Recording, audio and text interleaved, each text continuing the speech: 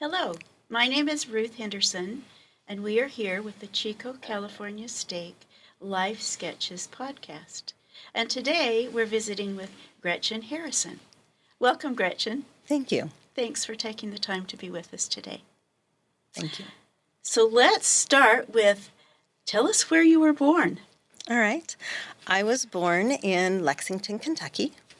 And two things that were kind of unique about that. Number one is that I was born with a twin sister. And the second was that we were born to a single mom who then quickly put us up for adoption. And my parents were living in Pippa Passes at the time, and my dad was teaching German at Alice Lloyd College. They had adopted our older brother about 2 years before that. And so when we were born and put up for adoption, the agency that they had used for our brother Courtney gave my parents a call and said, hey, we've got these two twin girls. Do you want to come take a look? And they weren't really planning on adopting right then, I guess, but they went and took a look. And my mom likes to joke and say that we were so homely that no one else would have taken us home, so they had to take us home. And we became part of their family. That was really generous of them to Yes. keep the two of you together Yes. in the same family. Yeah, that's always been a big blessing. Yes, that's great. Okay, so you said you had to move early on when you were just young. Tell us about that. We moved several times. I think in the first couple of years of our life, we moved from Pippa Passes, and then we moved to Gridley, California for a short time, where my mom was born and raised. And then from there, we moved to Riverton, Wyoming, where my dad, again, was teaching German at a college. There were budget cuts, and German department in Wyoming was one of those that was hit, and he lost his job. And so we moved back to Gridley. That was supposed to be just for the summer. My mom was going to work in the peach cannery there, Libby's, and Dad was going to work while he looked for work. And we were going to move into the upstairs of my grandparents' house. So we did that. We moved in. And just a couple of days after we moved in, two wires touched together and lit the balcony on fire, and we lost everything in my grandma's house. And so after that... With a fire. With a fire, yeah. Yes. The upstairs portion was destroyed. And I remember being ushered across the street. I think at this point I was 4.5, 5 years old. And one of my first memories, but I remember being ushered out. We had been playing in the yard or swimming in the pool, I don't remember which, but we were ushered across the street to my grandmother's friend's house, Ruth, and someone went and got my grandma and my aunt and my mom who had been working at the peach cannery. And I remember watching them sitting in folding chairs in the driveway, just watching it burn. And my mom was on one side and my grandma and my aunt was on the other. And the children were all inside of Ruth's house, and we were instructed not to look out the window. We did, of course. And I remember seeing the house burn, but even more so was just watching my mom and my aunt care for my grandma and watching that happen. What a caring mother you have, and yes, in a traumatic situation, too. Yes. So tell us about some of your childhood memories. Okay. Well, from there, my dad was hoping to obtain another teaching job, but we just got busy helping my grandparents rebuild the house. We enrolled in school, the three of us, and we just kind of never left. My parents ended up having another child, our little brother Andrew, who was what we called the real thing. So we were now a family of 6, and we stayed, and it was wonderful. I grew up around my grandparents and my aunts and uncles and cousins, and a community that has a strong LDS presence. Lots of members of the church. I graduated with like 10 girls who were my very close friends. We did everything from stake dances and youth conferences together. And then, there were girls younger and older that we did things with too. But a very strong youth program in the church, and where everyone knew everyone.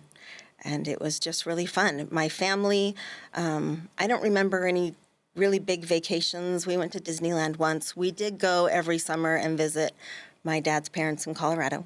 That was our big trip. But I grew up studying the scriptures with them in the mornings. They taught us how to work. We I remember going across the street, there was an orchard, and when they would pull out the old trees, they would offer them to my dad. And we, before he went to work and we went to school, we'd go and help him cut wood and haul it back across the street in a wheelbarrow, and we'd stack it after school. Saturdays we spent mowing lawns and pulling weeds. My parents always had beautiful yards, and we helped with that. And I don't know that I enjoyed that at the time, but I am grateful for that now. And working in my yard is one of my favorite things to do. And I learned that from them. So an extended family in the area. Yes. That's Yes. great. Yeah, we had one cousin who was just a couple months younger than us, and we did everything together. It was a lot of fun. Not a lot of families have that advantage. No, and I don't That's think great. I realized how unique that was until I went off to school and was kind of out there alone. Yeah. That's great. So now tell me about where did you go to college? I applied to two. I applied for Rick's College and BYU. Kristen, my twin sister, only applied for BYU, and we both got in to BYU, and I got into Rick's and actually had a little bit of a scholarship to Rick's. I guess I wasn't prepared to be away from her yet, so when she decided to go to BYU, that made my choice really easy, and I went to BYU, where I studied elementary education. I was there for 3.5 years before I became engaged to my husband, who was from Paradise. And so I transferred home and I finished my degree at Chico State. So is that where you met your husband? No, I met my husband when I was 16. He was not a member of the church, but I was dating a very good friend of his, John Dunlap, who was a member of the church. And we went to Rob's parents' movie theater in Paradise on a date. And I met him there.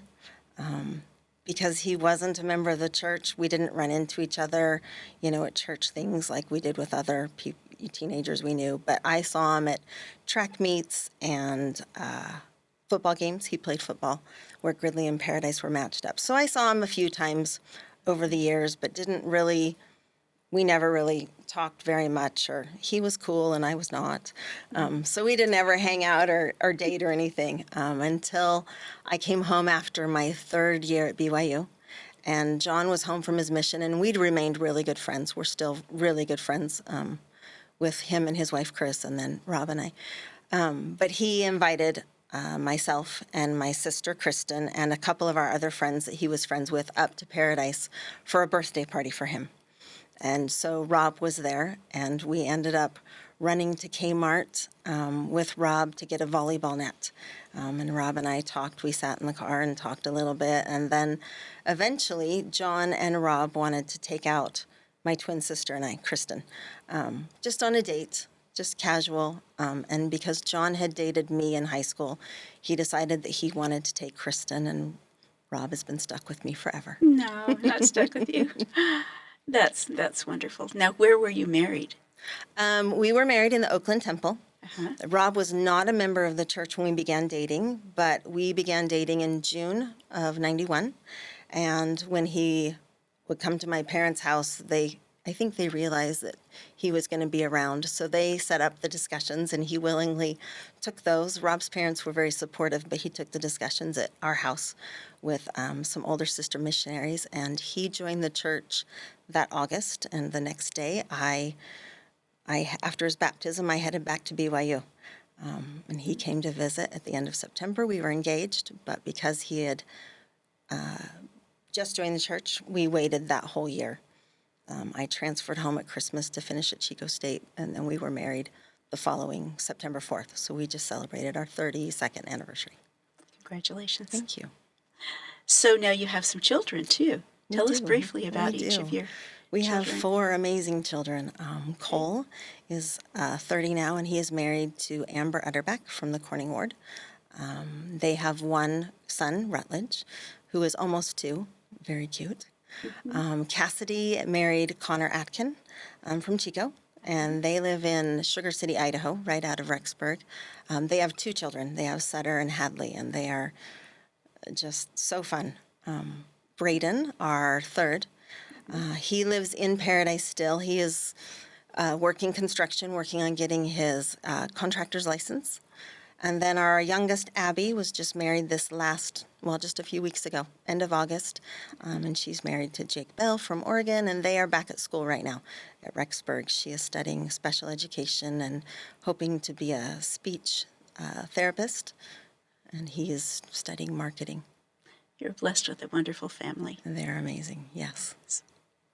Well, so tell us, you were living in Paradise in 2018 when they had the fire. How did that affect your family, or what were your experiences there? Our daughter, there were 3 children living at home in 2018 when the fire happened. Our oldest, Cole, had been married in 2017, so he was living in Utah with his wife, Amber, while she finished school. So we had the 3 kids at home. Cassidy had just come home from her mission in October after serving only 9 months. She had had some pretty serious health problems in high school. And in September, she started having a recurrence of those. So she had just come home to recover, and the plan was for her to go right back. And then the fire happened. And the night before the fire happened, that week actually, she was finally feeling very, very good. She was recovered, and all she could talk about for the days leading up to the fire was going back to Nebraska and finishing her mission. She had gone to the temple the night before, and she had done the late session, and she told me she had been sitting in the celestial room, and she prayed, and she told Heavenly Father she was ready to go back. But that if that was not what she should do, that she wanted him to let her know that was her plan, was to go back. And so she got home about 1 a.m. From the temple, and I didn't see her that morning before the fire. I don't remember seeing her. But by 8 o'clock in the morning, she was busy helping evacuate. And I'm convinced that her being home, she was able to get our youngest daughter who was at school, she was able to pick her up and get her out of there, which I'm convinced saved her from a much more traumatic experience. And then as we led up to the weeks after the fire, she became Rob's right hand. She was right in there helping him find services for people who needed them, find people where they were, calling numbers. She was just right there beside him the whole time, helping him. And I know that that's where she needed to be. And she didn't have any health problems with that after that at all. The first day after the fire, she was working at the stake center with us, helping Rob. And her now husband, walked up and asked if we needed anything. And then he ended up taking her to dinner, and they were married the following August. So that was a big blessing that she was home. Okay. All right. Rob had been the bishop for about a year when the fire happened. And so he also worked for about 30 years, 35 years, he's worked for aerial firefighting. So we've always been very aware of fires. And that's been kind of a normal conversation in our home. And I remember him getting up that morning and telling us there was a fire, but that it was across the canyon, no need to worry. And he headed off to work. I remember him saying he's always very interested in those things. So he had said he was going to drive over and look and see if he could tell where it was, and then he was going to come back to the house. He changed his mind and ended up going straight to work. So I left for work, unaware that things were going to change, but told my kids the same things I always do. Just be aware, keep your phones on, we'll let you know. And so I went to work at the school on Pence Road, so the same side of the canyon where the fire started. And I get there at about 7:30, and by 7:35 maybe, we were evacuating. And I stayed and helped put the last of those students on the bus, and then my intention was to get back home. And at this point, Rob had driven down the hill to work, and when he got down there, he had a scanner app on his phone. He always paid very close attention, and he heard some things that made him very nervous, and so he used our ward's reverse 911 call. And it's funny because he had just, the Sunday before had been, or the fifth Sunday before, when we had the fifth Sunday, he and his bishopric had decided to do another emergency preparedness lesson. And, we'd heard them all along because we live in Paradise and we knew. And there was a lot of kind of, oh, we have to hear this again. But it was very important when we had that one, and I think it helped a lot of people to be prepared.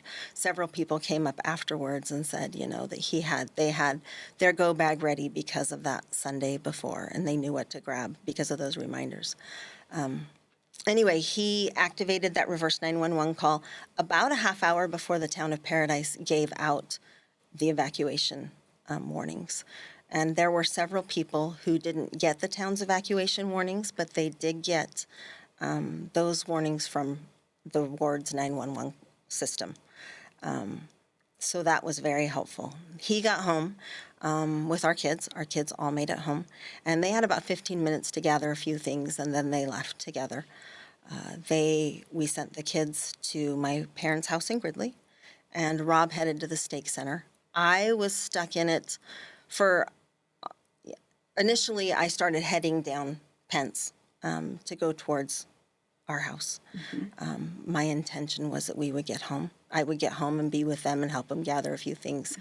But I hit a certain spot on on Pence, and I knew that I wasn't going to get there. And I just had this feeling that I needed to turn around and head back and go the other way. And I think in my head, I still thought, okay, I can still get home. I'll just take a different way. But I hit traffic again, and I was stuck for hours. And while sitting on Pence, I made a lot of phone calls. Where I didn't know if those were goodbyes or not. I was stuck in traffic for several hours where we weren't really moving. And I remember calling my sister. She was one of my first calls, and telling her what was going on. And then my phone, I lost reception, and we couldn't talk anymore. She lived in Tennessee at the time, and her husband was in Missouri on a business trip. And she called him, and he was able to access a live fire map. And he couldn't call me, but he could text me. For some reason, he could get through. And he would text me, okay, where are you now? Okay, this is what's happening. And he knew I was trying to get home. And I remember him texting me, your home is now in a mandatory fire evacuation. He said, keep going straight. And so I did. He kept telling me what was going on, and that really was so helpful for me. And you did lose your home, right? We did. We lost our home and a rental home that we have next door. And that's okay. I have an uncle in Gridley who I'm very close to, who is a contractor, and driving out as I got to the edge of Paradise, just about where the Skyway splits, and I had to make a decision. There was a log or a telephone pole across the right-hand side of Skyway, and I had to make a decision to go the wrong way out. And that, I'm a rule follower, so that was a hard one for me. But I remember thinking at that moment, I looked over to the left and I could see what was happening, and there were flames all around me. And I remember having this very calming feeling come over me, and just the thought popped into my head that my family was okay, and that now I could get my uncle will be able to build that house I always wanted. And it's a silly little thing, but it kept me going. To know that my family was okay, and they had all made it out at that point, and that I had something to look forward to. It wasn't silly, it was a comfort. It was definitely a comfort. Yeah. Now, in the days after the fire, we had a special visitor come to this area. Tell us about that. So in January, President Nelson came for a special state conference, and we had been very busy providing for the members of the ward and just really focused on the ward. And it wasn't up until that point that Rob and I were finally like, well, where are we going to live, We weren't super excited about living in Paradise. We had looked at several homes in Chico, but nothing felt right. We didn't like anything, and we were just really kind of struggling. We had an apartment now in Chico that our friends Chris and John Dunlap had signed over their lease to us when they bought a house.